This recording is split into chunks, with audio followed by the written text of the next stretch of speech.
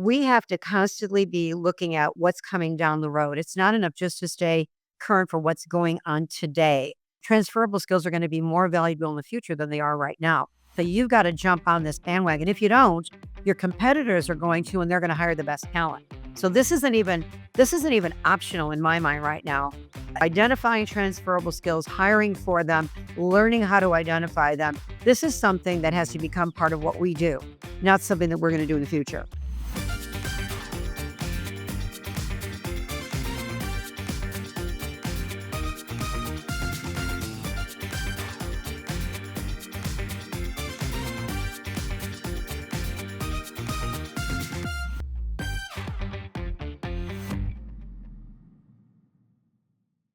Hi there, I'm Denise Chaffin, and I am your podcast host for Talking TA. And this morning I have with me Barbara Bruno. Thank you, Barbara, so much for being here. Barbara is the president of Good as Gold Training, and I came across one of your LinkedIn Learning, um, segments. Barbara has done 18 courses for LinkedIn Learning, and one of them is on transferable skills, and that's the one that caught my attention. So thank you so much, Barbara. I look forward to our conversation. Introduce yourself a little more and tell us a little bit about your background.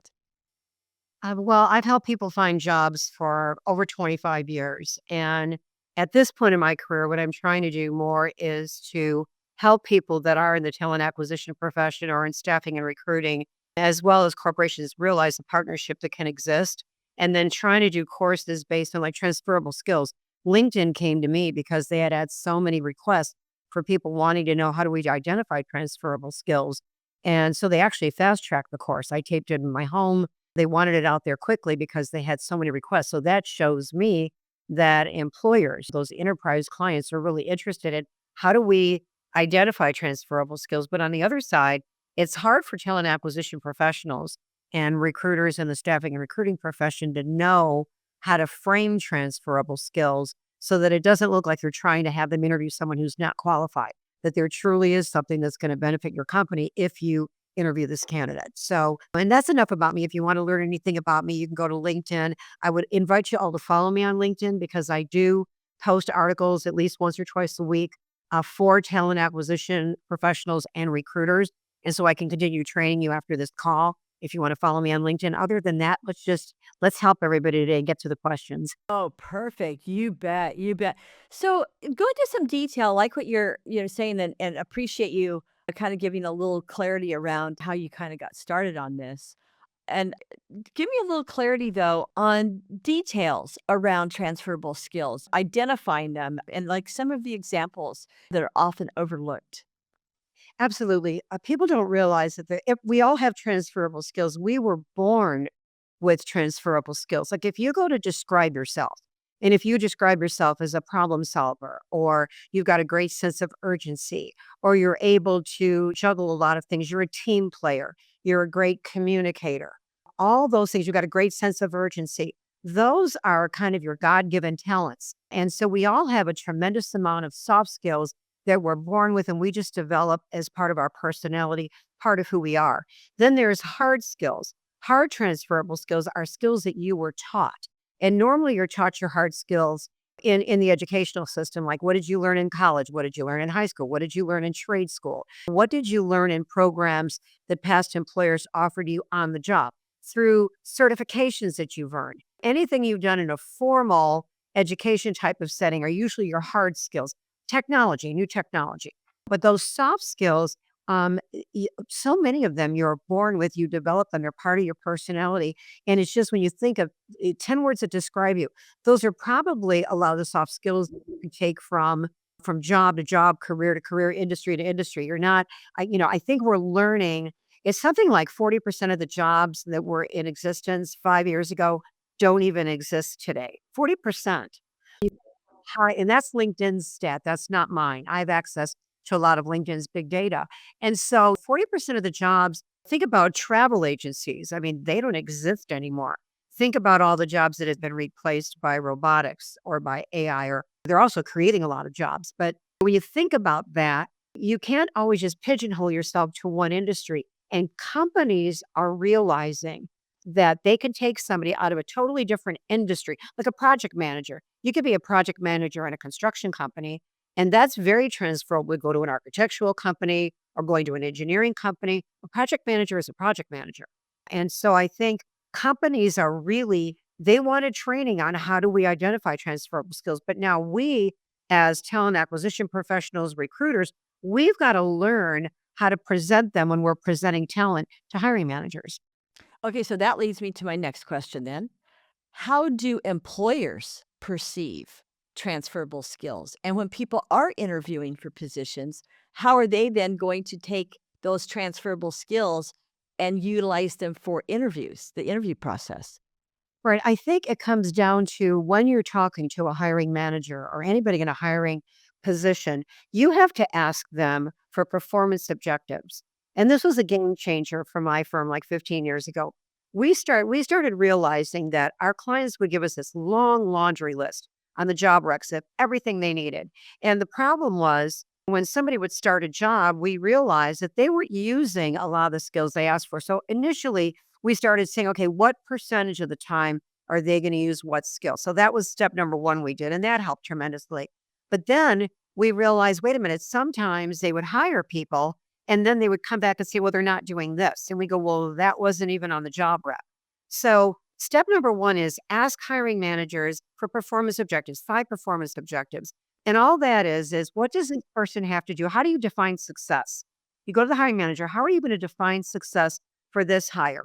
What do they have to do in 6 months or 12 months to have you come back to me and say, best hire I've ever made?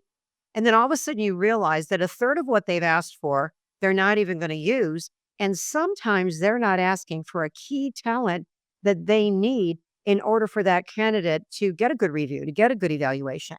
And so performance objectives really open up the conversation for transferable skills because you can say, you're asking them to achieve these 5 things. They've done this in a past job.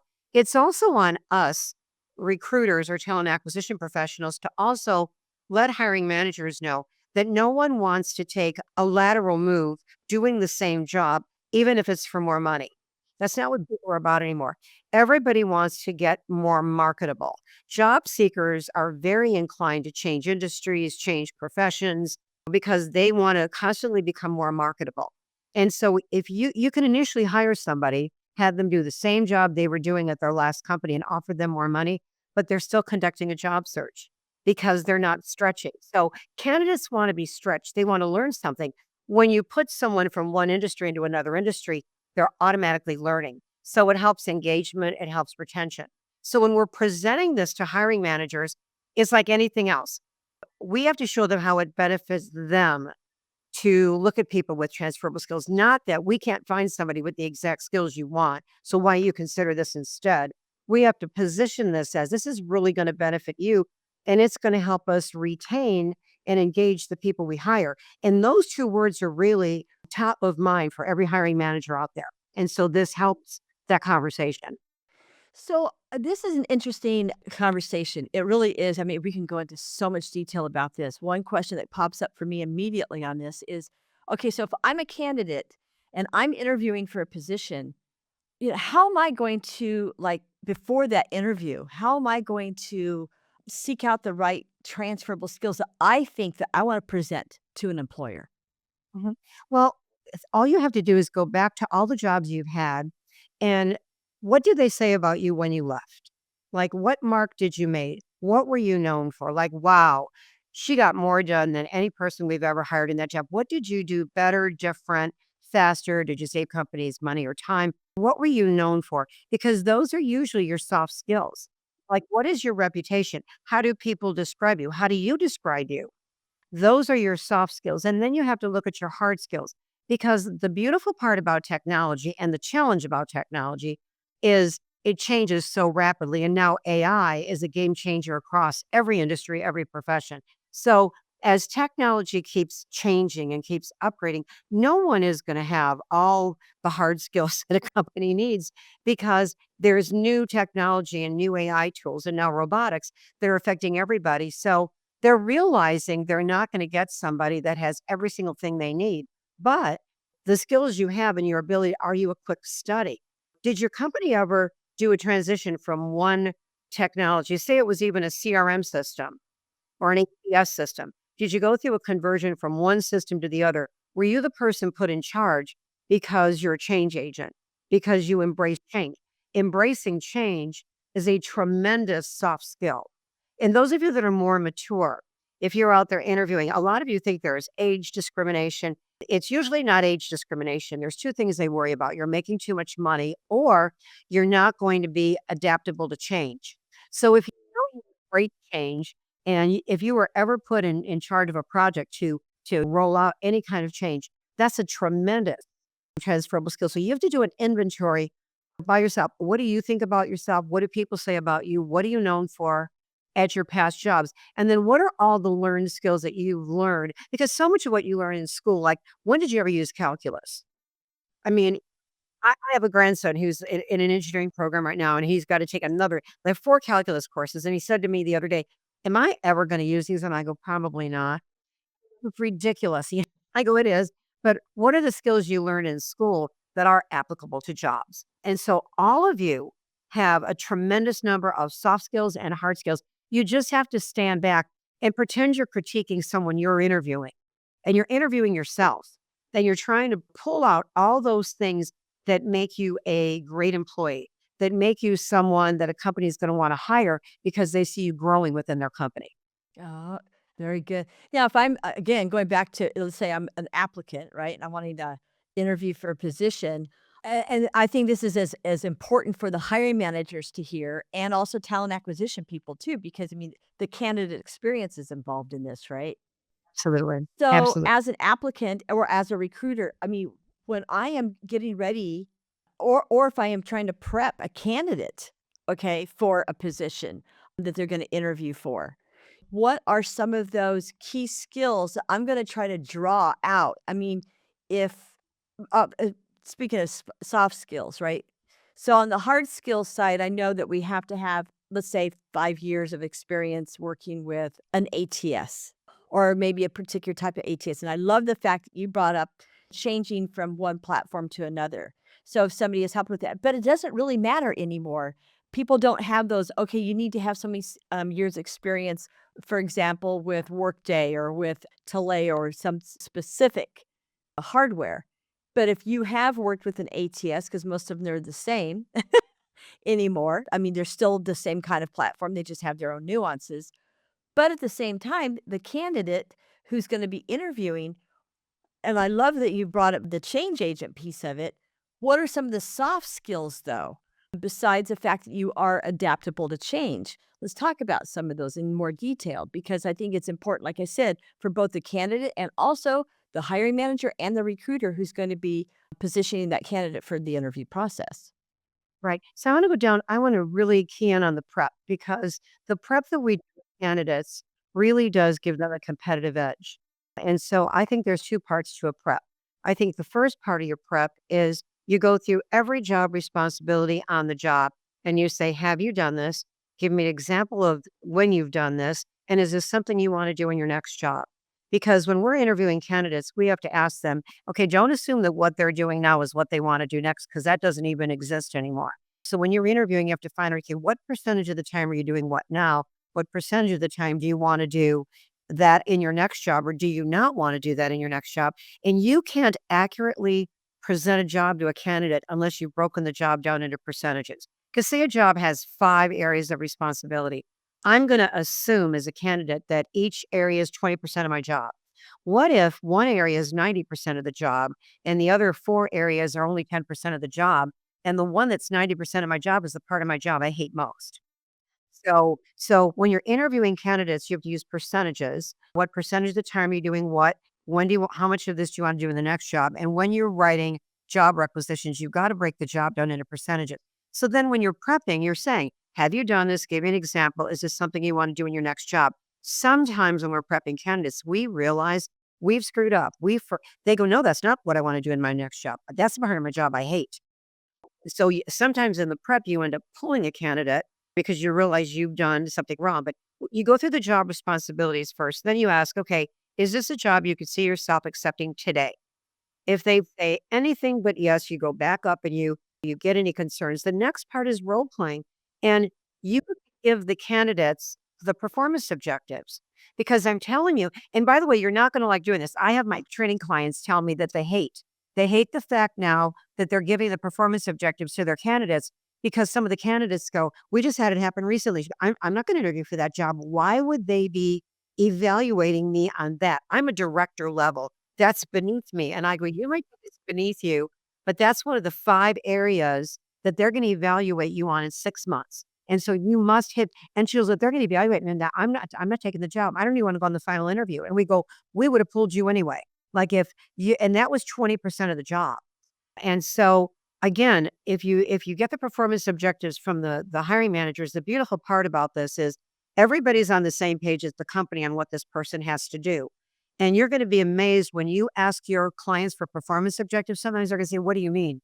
"Well, I don't know. We're gonna evaluate them." "Well, why don't you think about that?" And what you say to them is, "I don't wanna just fill this job, put a butt in a seat. I want to get someone for you that's going to become engaged and retained. And in order for me to do that for you, I have to know how they're going to be evaluated in 6 months or 12 months, because then I'm going to share that with them. So they understand from day one that they're hired what they have to do for you to come back and say, best hire I've ever made through you. And so then the second part of the prep is just asking questions that you're going to be asked during the interview, listening to their answers and not changing their answers. But if they give a bad answer, say I ask you, why did you leave your last job? And you go, I hated my boss. And I go, and I know I don't want them to give that answer. I'm gonna say, okay, Denise, you're a lawyer now, and I'm you. Ask me that question. And so you're gonna say, Barb, why'd you leave your last job? I say, because I hated my boss. How did that hit you? And they go, well, it sounds very negative. That's what I'm worried about. What other reason did you leave? Because if you give candidates things to say when they're nervous, they're going to tell the truth. And so you get them to think of other answers. And that's how you prep a candidate. But you share performance objectives. You make sure they've done what they've done, give an example. And if they haven't done it, have you done something similar in your industry? What did you do in your industry that's similar to what they're asking for in this job? And it gets candidates to just open up. People have so many transferable skills, and we're learning that the companies that are identifying this are enjoying much higher retention and engagement. So it's not just we think it's going to happen.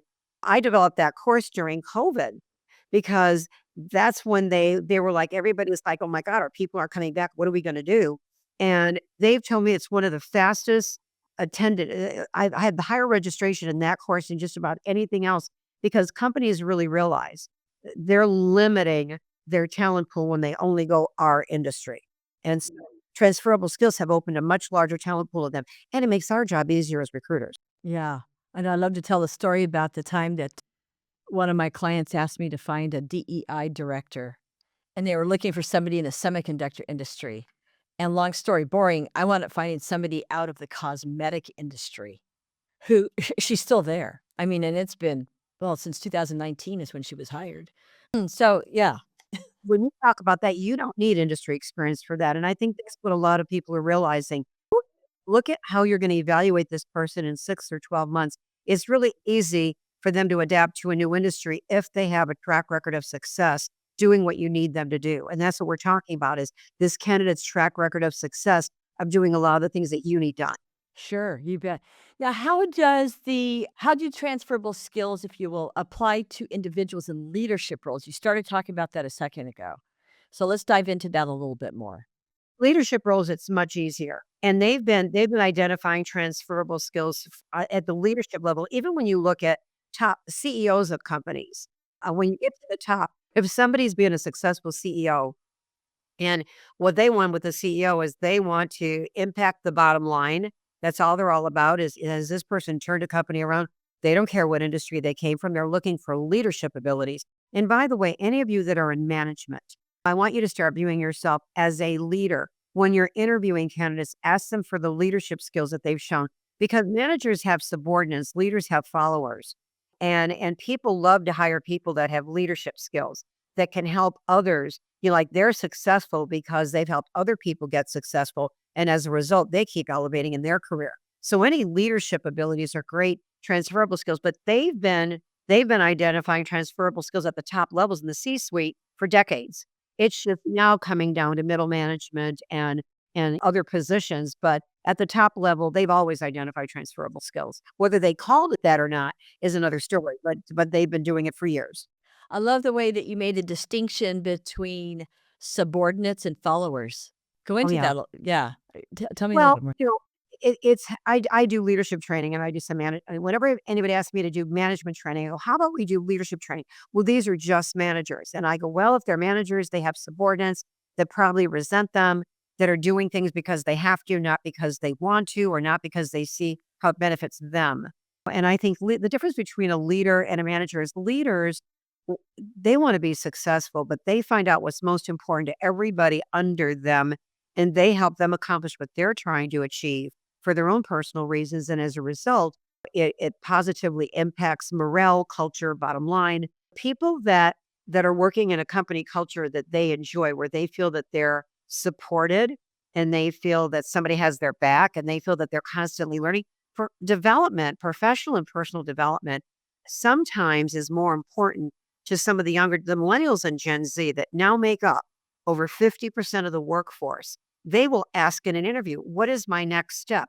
What about the next job? Don't be shocked if you're interviewing for one job and they're asking you where it can lead, or they're asking you, what personal and professional development am I going to have? Well, when you're bringing somebody from one industry to a next, that's kind of a given because they're learning a brand new industry, and they love that. They love to do that. And so again, any of you that are managers, I mean, and I've even had a lot of companies change the management titles to leader because when they describe themselves as a leader, they view themselves differently. How do you become the Pied Piper? How do you, if you're going to jump off a bridge, people jump right with you because they're sure you have their best interest at heart. Can you give an example of somebody that has utilized transferable skills, if you would, for in a positive manner during an interview or shared some transferable skills and then were hired for a role? I mean, like maybe a success story around that? I'm going to use a really crazy example that you're going to relate to, and it's sports. When you look at sports, okay, I'm a Chicago Bears fan, unfortunately, okay, and we won our last game, and you would have thought we won the Super Bowl. I was so happy that we finally won a game that I couldn't even stand myself. But when you look at, I study coaches a lot. I've studied coaches my whole life. My bookshelves are filled with like Vince Lombardi. I don't like the team he coached, but I love him. And when you're a leader, when you think about these coaches that are out there and their players are playing for different teams, sometimes you might be a running back and all of a sudden they put you in a total different position.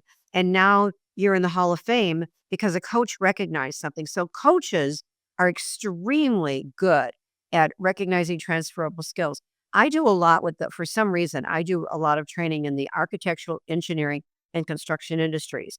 And I convinced an architectural company over a year ago to stop only hiring people out of the architectural industry because the talent pool was so slim. And I said, you need to go to engineering firms, you need to go to construction firms. And they have hired several people out of the construction industry, and they're their best employees. And plus the employee, and they said, what's really wild, Barb, is not only did they come with us, they went back to their coworkers and went, hey, you got to come here. And they said, so our employee referrals from people that we're bringing in from other industries is double what it is from the people that we bring from the architectural industry because they realize it's not as high pressure. There's other advantages of leaving construction and going into architectural when you're a project manager. And so she said, we've got like this little army of recruiters, which are the people that we're bringing in from other industries. They're telling people they worked with, hey, you got to look at this industry too. So it just builds on itself. It builds up, but hiring managers have to understand how it benefits them. If you want to convince a hiring manager to interview somebody, get the performance objectives up front and show them how this person has a track record of success and can do the job. They just have to learn the industry, which is much different than trying to teach somebody how to be a leader or teach somebody how to be an effective project manager or teach somebody how to be an effective and also sales careers. If you're a great salesperson, you could sell no matter what industry you go into. You just have to learn the industry. And so the sales industry has used transferable skills for years, but it goes across the board with every profession. It definitely does, and I love the way that you have used the sports industry to kind of give some clarity then on management, coaching, right? and how you can find transferable skills in your employees the same way that coaches do with their athletes. So that's a really great comparison. Even like recently, of course, I'm also a Notre Dame fan, and you look at what that coach has done, and he gives no credit to himself. He goes, "It's such an honor to be able to inspire these team players to do what they're doing." And so leaders are also somebody who inspires somebody. And so when you're talking to your hiring managers, or you're talking to people in positions of authority where they can hire these people with transferable skills, say if I give you the right human being that has a track record of success, which is their personal brand, and you inspire them, it's unlimited what they can achieve. We just have to teach them our industry, and that's simple to do. That reminds me though, besides the sports industry, the military, same Oh, thing. absolutely. You've got people who are coming out of the military, they spend so many years there, and now they're gonna transfer those skills then into civilian jobs, right? Uh-huh. So and you hear about it all the time. It's Mhm. amazing that we have, at this point, so many. In fact, I interviewed a woman a few months ago who has created some programs, of course, for a company here in Arizona. But then I have a really good colleague and friend of mine, and she has created what's called the Pathways program for the data center industry. And just the resources that they have available now and that have just jumped on board for military and veteran hiring. You think about the military, they're disciplined and they've been trained and they have to think right on the spot. Sometimes with them it's a life or death situation. And again, what they just have to do is their resume can't be full of the military jargon. And there's so many tools online now where you could take a military resume and say, I don't want to go into the public sector. I want to go into the private sector. Can you take my skills and show me where my skill sets would work in the private sector? And there's automated tools online that do that for the military. But again, if you're not out of the military, I don't care what your experience is, where are you going to flourish? I was working with a woman recently, and she's been in the financial marketplace for years. She's always worked in these high level financial companies, and she is so sick of the rat race and so tired of everybody complaining, and whatever the stock market does depends on what kind of day she's going to have. And she's like, "I've just had it." I said, "Okay." I go, "Let me ask you a question. If you could do anything, what would you do?" And she said, "To be honest with you, Barb," I go, "What?" And she goes, "I'm a cancer survivor." She goes, "I would love to do something that can help people with cancer, but I'll never make the same money." And I go, "Do you have any idea what these nonprofits pay people at high levels?" And I go, "I've done work for the American Cancer Society." And I go, Have you ever thought about looking at some of these national nonprofits?" I go, "There's some phenomenal jobs." And I said, "That way you're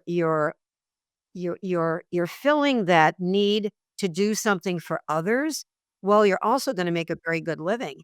And she's like, I don't know." And it was interesting because now she is interviewing with 3 nonprofits right now. She called me recently, and she goes, "I'm amazed at what's out there." And she said, "Plus, Bar, the impact I could have on lives is so much broader and will give me so much more reward." And she goes, "And because I've been in the financial industry, I made very wise investments. I don't need to make what I'm making right now." And she said, "But I was amazed at the caliber of people that serve on the board of directors of these nonprofits." And she goes, "And that's how I got 2 of the interviews. I knew several of their board members because they invest with us." And she said, "So this is gonna be a piece of cake for me to get in." And so who do you know? It's just amazing. But what makes your heart sing? What makes you happy? What is it? What part of your day? You get 80% of your results from 20% of what you're doing. And usually the 20% that's giving you 80% of your results are also things that you enjoy doing. That's why you focus on those things. So that's another way to hone in on those transferable skills that are going to not only bring you a rewarding career, but also bring joy into your life. There's too many people out there that are just going to work and they put in their time and they leave and they can't wait till the weekends. Are you going to spend 75% of your time at work miserable because you haven't figured out what transferable skills, what do you do that makes you happy, and where can you apply it where you look forward to going to work every day? Oh, seriously.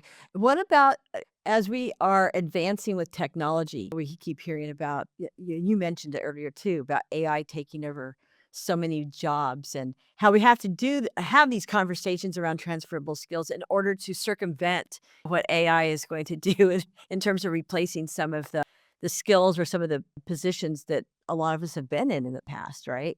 So how do you see us advancing though with respect in the workplace with respect to the technology that we're You have to jump right in. If you're not using AI right now, you've got to use it. You're probably using it and you don't realize it. Every one of your CRM systems and every one of your ATS systems have AI capabilities right now. The reason you don't like your CRM or your ATS because no one does is because no one learns how to use them. You use it the way you're comfortable. It could probably do 75% more than it's doing. But what AI is going to do for talent acquisition and recruiting, it's not going to replace us. It gets away with the routine functions. You can template things. It can screen hundreds of candidates in the time it would take us. It could do that in 10 minutes where it would take us 10 days. So it's going to streamline what we're doing. And so far, AI has created more jobs than it has replaced. Everybody's so worried about it. It's going to replace some mundane things. Manufacturing. If you go into automotive plants, you see how much is done automated by robotics and AI right now.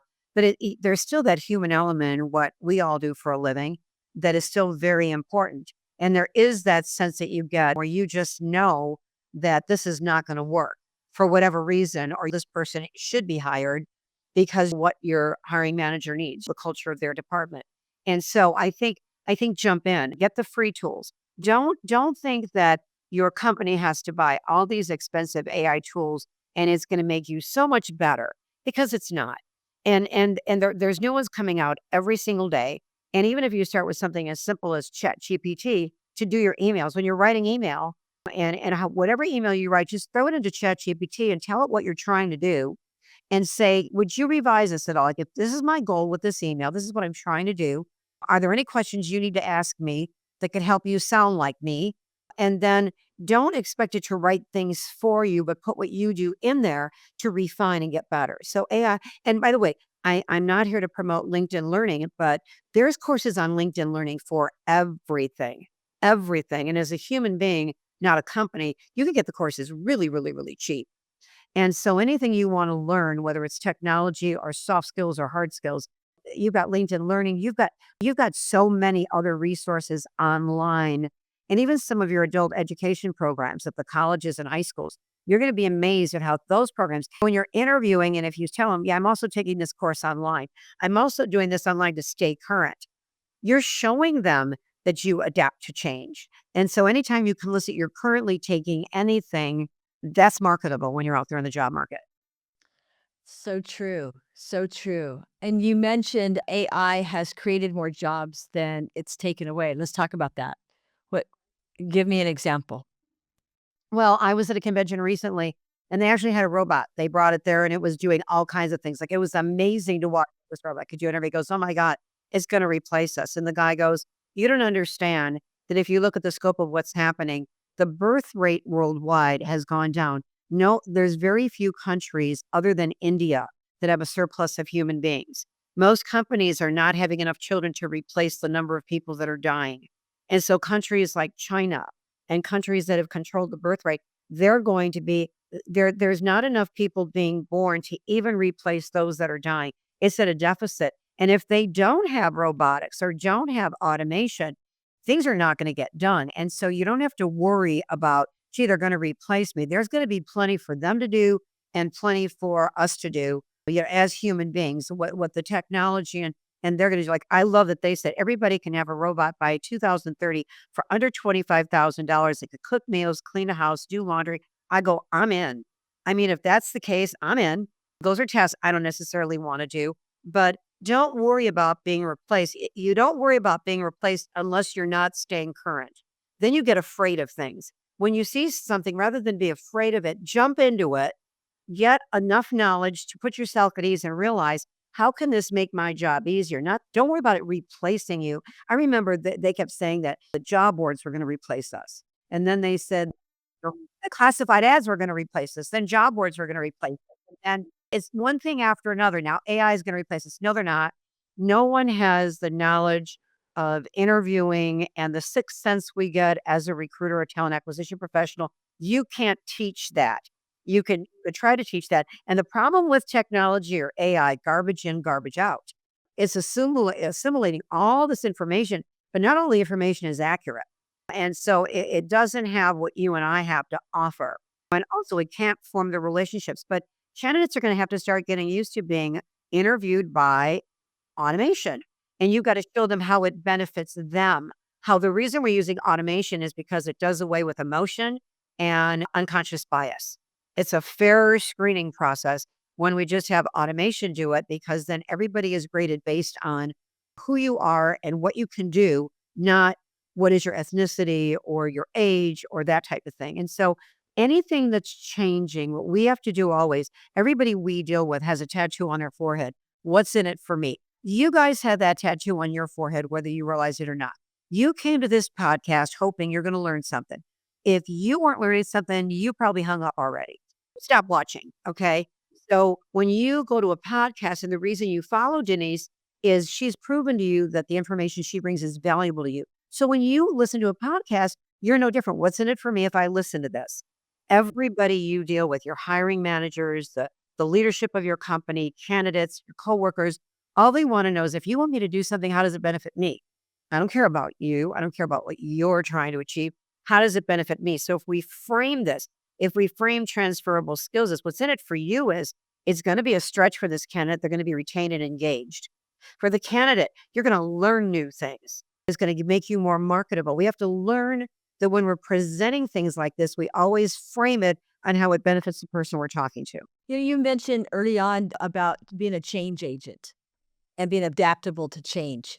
And that's going to be a consideration for hiring teams and hiring managers, right? Moving forward. And I think you bring up a really good point about that. Because and you just said it again too, you've got to jump on board, you've got to adapt to the technology. What are some of the other soft skills, though, do you think, though, that we need to focus on as recruiters, as candidates, as hiring teams? You talked too about the performance management. What are some of those other key skills, though, besides being a change agent, that we kind of need to focus on? And when we are looking for resources to teach us to develop those skills, what are, I would say, maybe another three or four? Well, the first one that everybody's complaining about is communication. Especially anybody that lived through COVID, that was in school during COVID, that they've never really had then they got out of college and went on a virtual job.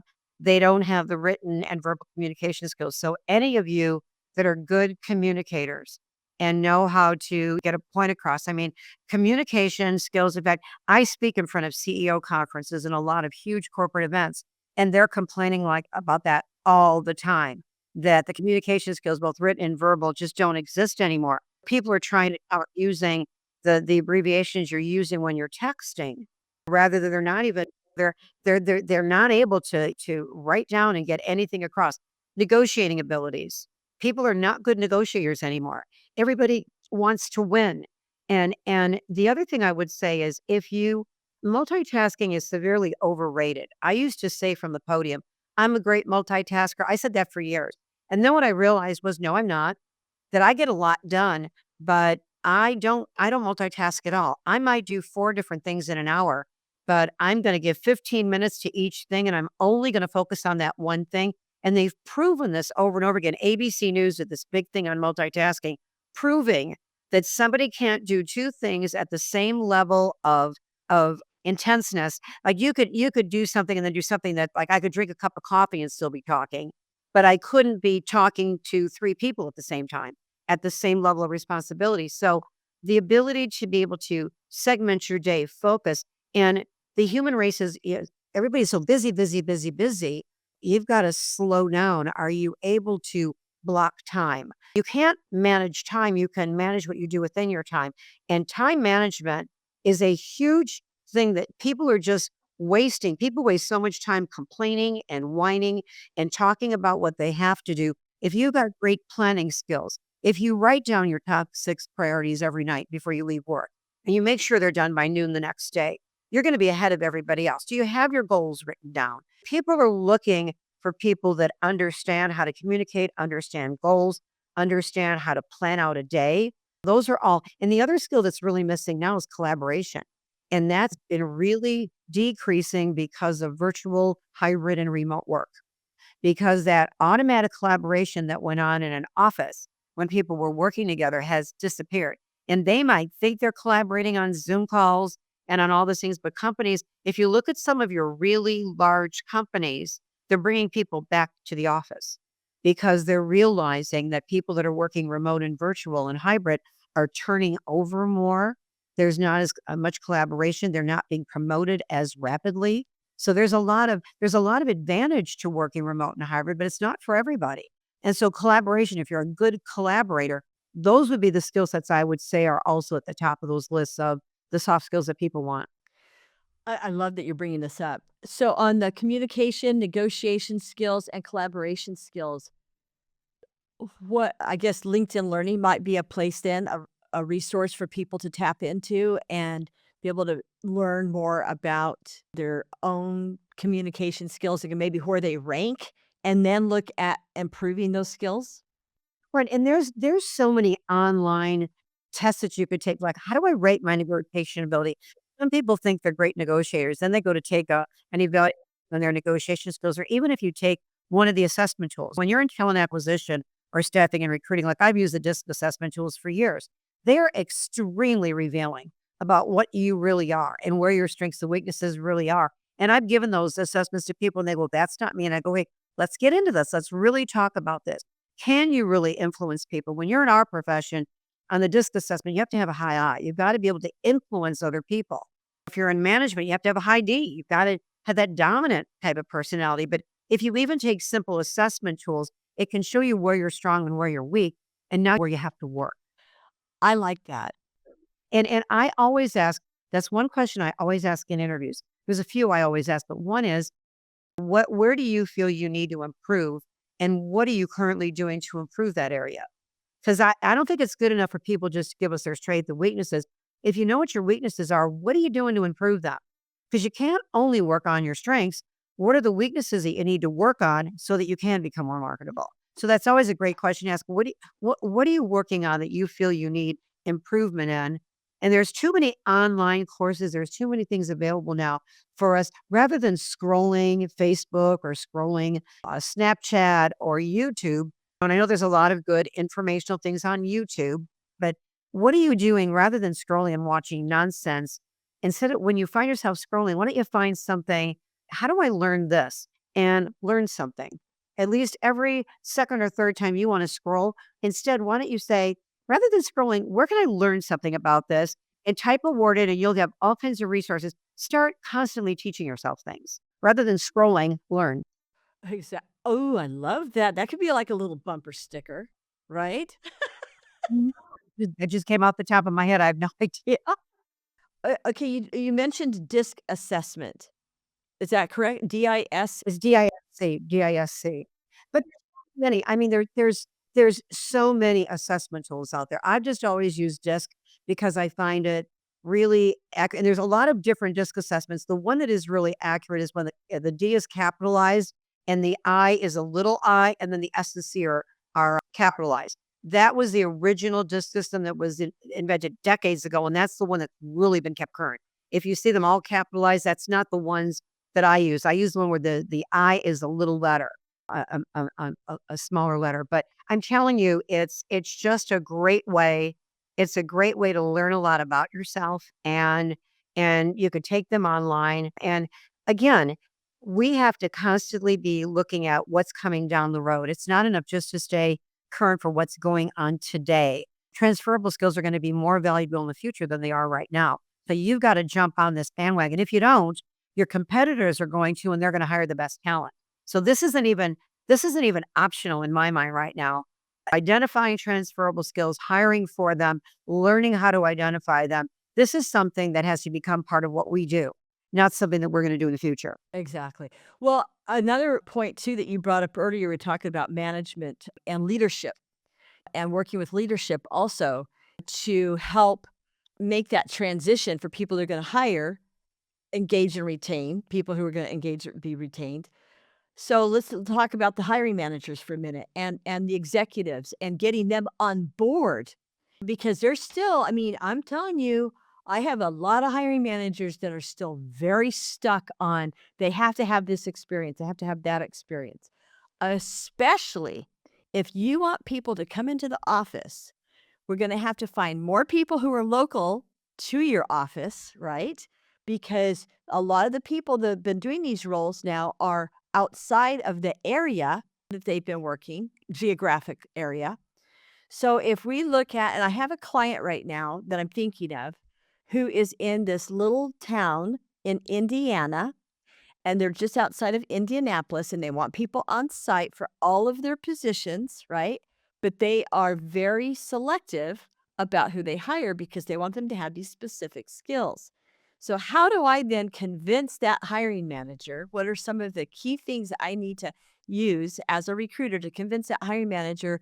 Okay, let's look at, and I love the 5 performance management skills that you bring up, but what are some of the other cues if I can use that I can use to help the hiring teams understand about transferable skills and taking their eye and kind of expanding their horizon here on those skills versus being very stuck on specific skills. Right. I think there's a couple things. When you have them break down the job into percentages, like what percentage of the time are they going to do what? They realize that they should have updated this job requisition 4 times already because every time somebody leaves, they've used the talents that that person had. And so even though they didn't write it down, they want what that person did, but they're using the job rec from before that person was even hired. And that's why you end up interviewing a bunch of people because you don't even know what they want because they never wrote it down.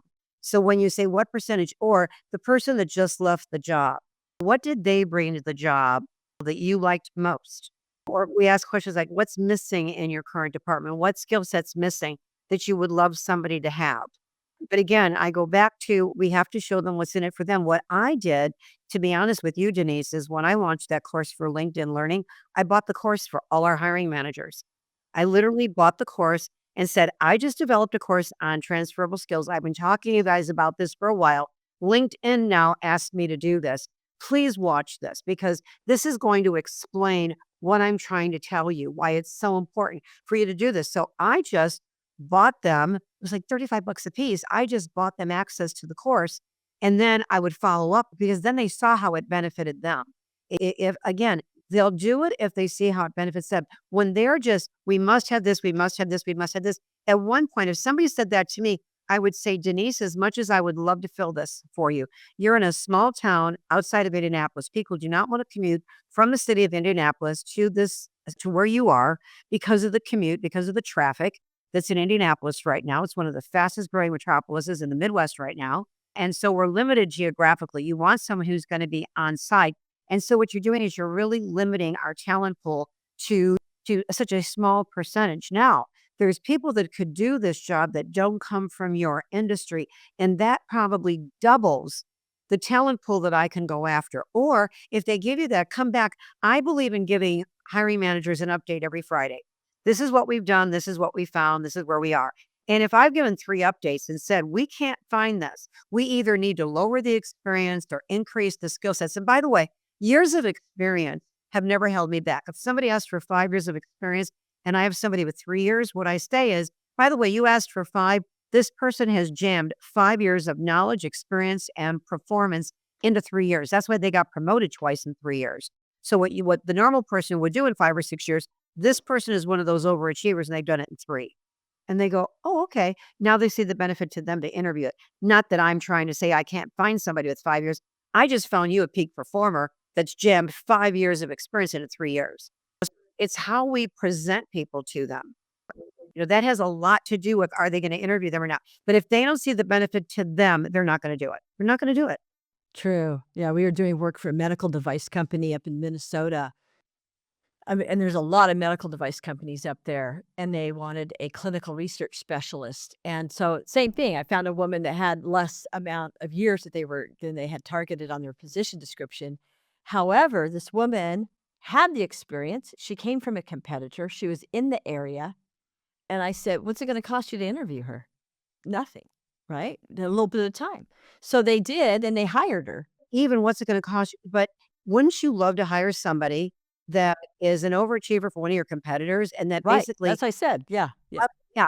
And again, when they hire these people, they realize it's just those first couple of hires that are because they want what they want, Right. but they do hire someone and see how it works, then it's a much easier.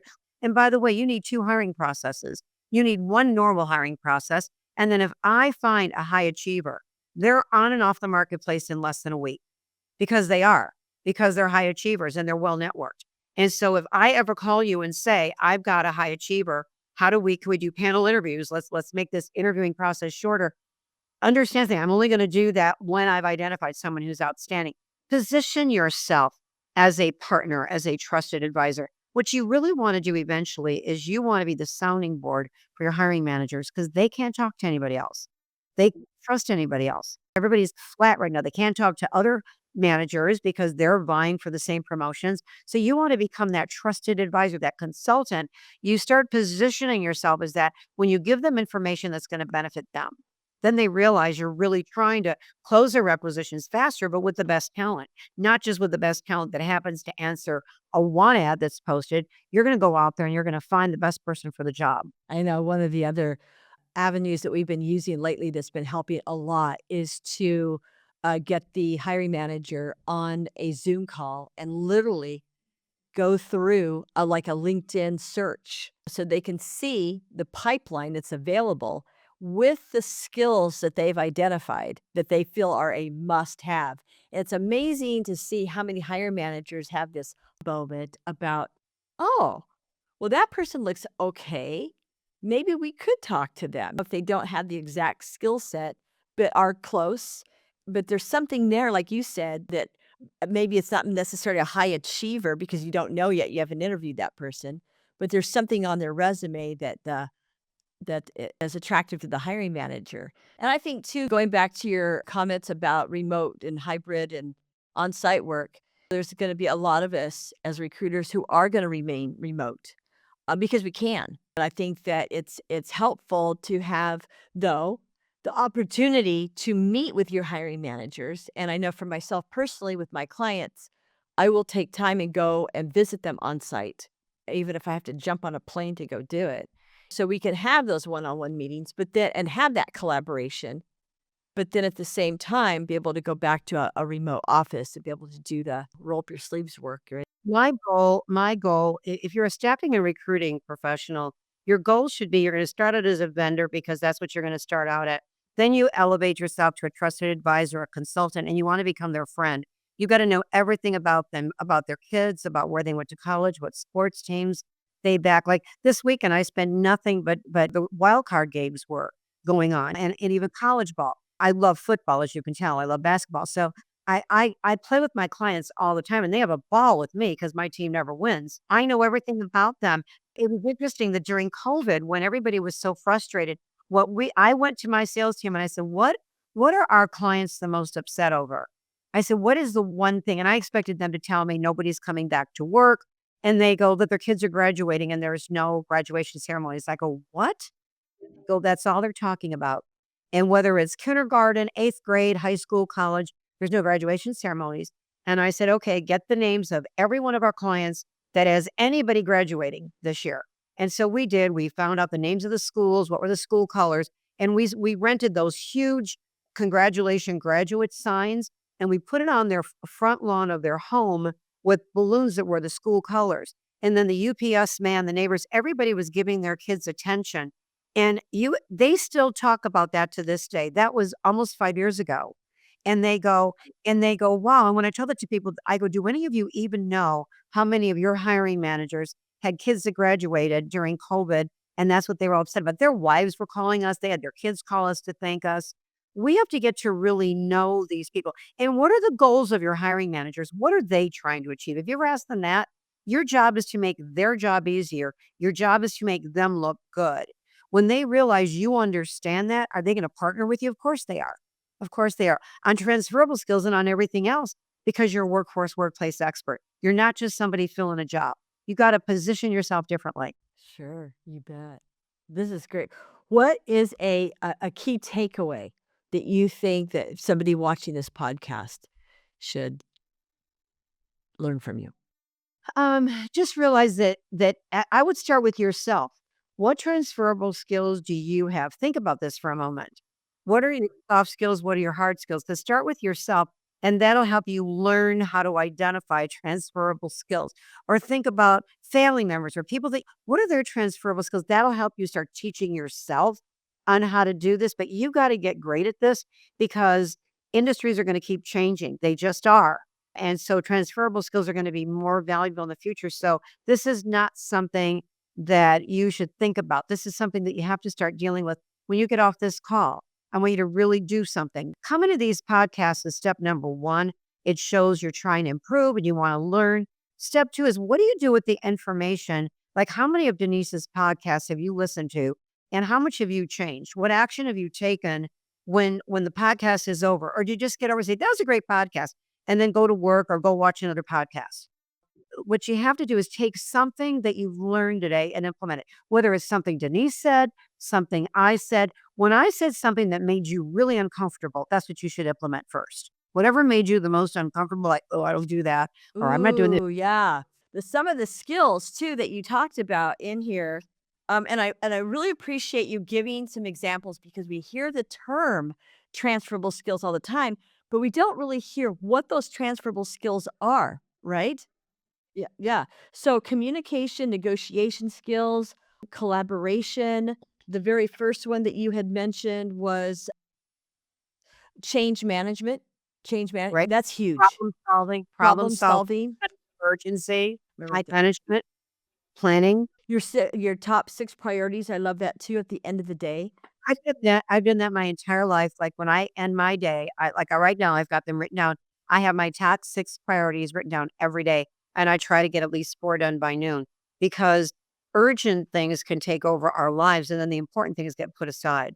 So, the night before, I always what do I need to get done tomorrow to move things forward? And I even do it on weekends in my personal life because 'cause I've had a very busy life, and I wanna make sure I've got time for what I really enjoy doing, what brings me joy, and so I even write those things down and I don't let anything else interrupt.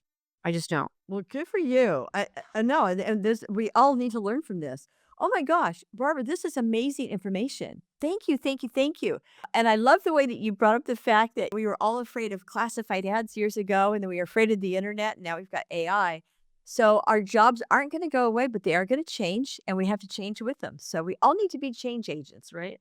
So, Absolutely. well, thank you so much for doing this. Yes, Thank you for inviting me. I love to do these, and I just hope that whoever is listening to this, that you get at least one idea that you implement because then this was worth your time. So that's my goal is that every one of you implement something so you look back at this and say, "Wow, that made a difference. That made a difference." definitely, definitely. Oh, I'm going to. Thank you. You helped me. Oh, well, I'm so glad to hear that, Denise, and thank you for inviting me. Oh, thank you, Barbara.